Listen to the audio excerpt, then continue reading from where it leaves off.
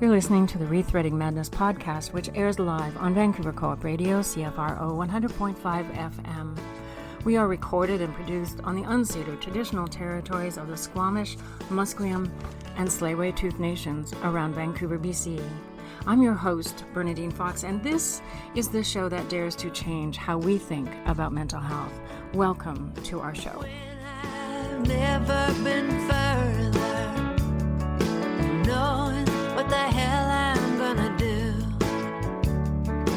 when I can't seem to find my way under or over or through. Just when I'm ready to give up the fight, there you are when we turn out the lights, and it's alright, it's alright.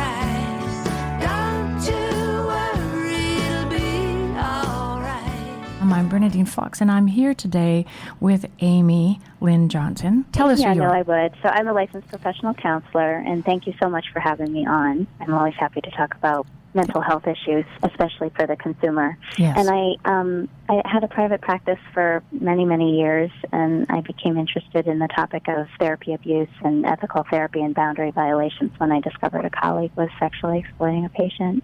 And what I learned from that experience helped me realize the need for more education about what constitutes appropriate therapy, and for consumers to just become more aware of the warning signs of unethical therapy and unethical therapy. That's wonderful. We need that so much, and especially here in BC, there just is no place that mental health consumers can get unvarnished, unmitigated information about what are the boundaries in therapy. And so often we walk into therapy believing that our therapist, and of course believing our therapist, is going to tell us what's right and wrong in the course of therapy.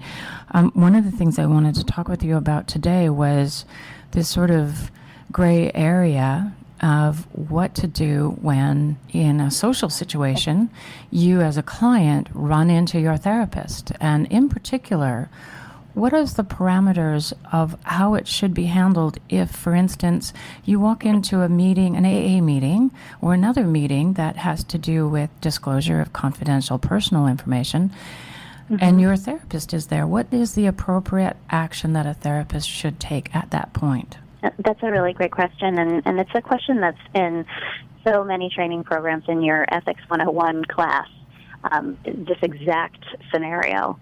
And, of course, it's always important for any client to do whatever it is that makes them feel most comfortable. Obviously, they have their rights. They're able to do whatever they want.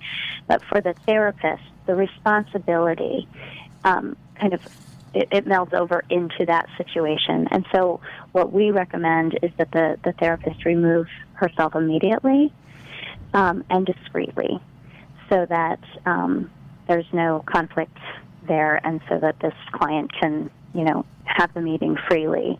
And then the therapist can, address it in the follow-up session very very briefly. It doesn't, she doesn't have to make a big deal of it, but mostly it is just to acknowledge that they were both there and that the therapist doesn't expect that client to disclose anything about their experience or their reason for being there to the therapist.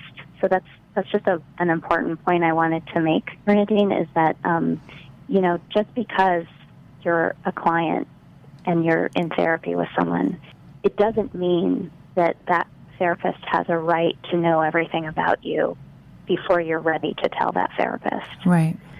And so, and I always say to my clients, all of my questions are voluntary. You can always pass. Just because someone asks you a question doesn't mean you have to answer it. Right. And so it's important that the client doesn't feel like, because there's all sorts of reasons someone might be there. They might be there for a friend. They might be there for a class. They might be there for their own recovery, but they don't owe their explanation for being there to the therapist if recovery hasn't already come up. Does that make sense? Yes, absolutely. And also, what about who gets to attend that particular meeting? Like, whose responsibility is it to remove themselves from that meeting from that point on? So the way that I see it, and there may be different perspectives, but for me and my colleagues who are ethics professors, the way that we see it, it's really incumbent on the therapist to remove themselves. They can, if it's a meeting they've been attending for a long, long time, there are a few meetings in the area, that can be processed in the session. If this client doesn't have any particular need to go to that session, they can agree to, okay, this is when I go, and so we won't meet up again. Right. But if the client is really interested in continuing to attend that meeting for their own recovery, I feel like it's the therapist's job to remove herself and support the client's recovery. Yes, I think it's always the therapist's responsibility to make sure that the boundaries are being held, and certainly given the nature of an AA meeting or another type of meeting like that, one of those boundaries is to maintain not disclosing personal information to your client. Absolutely. Yes. Yeah. So that's wonderful. So they shouldn't be attending the same meeting ever. No. And again, just to reiterate that as soon as the therapist sees her client at this meeting, she should discreetly remove herself. Right. So that the client is comfortable disclosing anything in the group that he or she wants to. Right. Thank you, Amy, so much for that. I hope I get you back on another time to talk about other kinds of issues that come up when we are looking at the issues of healthy boundaries in a therapeutic healing relationship. Yeah, I would look forward to speaking with you again. I'm Bernadine Fox, and you've just listened to Rethreading Madness, the podcast that dares to change how we think about mental health. We air live on Vancouver Co-op Radio, CFRO 100.5 FM, every Tuesday at 5 p.m. or online at coopradio.org. If you have questions or feedback about this program or want to share your story or have something to say to us, we want to hear from you. You can reach us by email, rethreadingmadness@coopradio.org. If you enjoyed this show, subscribe so you don't miss the next episode. I've never been further, knowing what the hell I'm gonna do when I can't seem to find my way under or over or through. Just when I'm ready to give up the fight, there you are when we turn out the lights, and it's alright, it's alright, don't you worry, it'll be alright. Why do I always believe it when you tell me everything's gonna be alright? Yeah.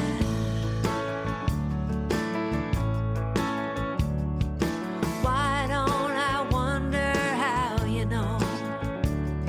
Well, surely you don't have all of the facts.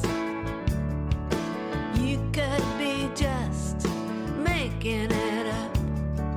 Why don't I ever think of that? It's some kind of magic in the words that you breathe, saying, baby, take it from me. It's alright, it's alright, don't you worry, it'll be alright. Why do I always believe it when you tell me everything's gonna be alright? Everything's gonna be alright. With anyone else, it's such a cliche.